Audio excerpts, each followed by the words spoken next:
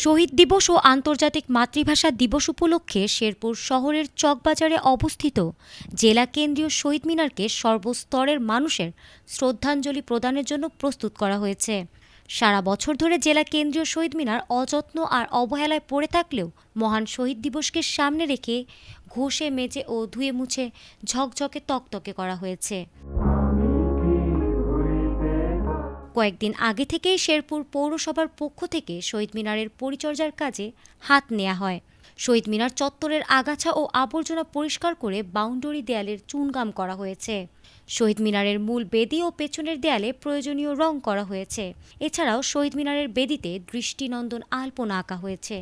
প্রবেশপথ ও বের হওয়ার পথ ভালো করে শক্তভাবে বাঁশ দিয়ে ব্যারিকেড দেওয়া হয়েছে।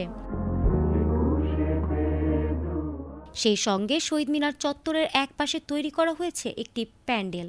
শহীদ চত্বর এবং চারপাশে প্রয়োজনীয় বৈদ্যুতিক বাতি দিয়েও সজ্জিত করা হয়েছে।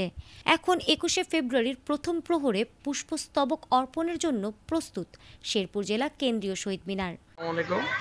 আমাদের শেরপুর পৌরসভা থেকে ২১শে ফেব্রুয়ারি মানে শহীদ দিবস উপলক্ষে আমাদের চকবাজার শহীদ মিনারের ভিতরে আলপনার কাজ এবং কি পয় পরিষ্কারের কাজ, ঝাড়ু এবং কি ময়লা আবর্জনা চতুর্থ সাইডের সব মোটামুটি কমপ্লিট আছে। আমরা মোটামুটি এখন মানে কাজ সম্পূর্ণ বলা যায় সম্পূর্ণ হয়ে গেছে। আমরা এখনও কাজ চলমান আছে, করতেছে, আলপনার কাজ চলতেছে এবং কি লাইটিং, ডেকোরেশন মানে চতুর্দিকে যা যা করণীয় আমরা মোটামুটি শহীদ দিবস উপলক্ষে কাজ ২১শে ফেব্রুয়ারি উপলক্ষে কাজের সম্পূর্ণতার কাছাকাছি আমি চলে আসছি।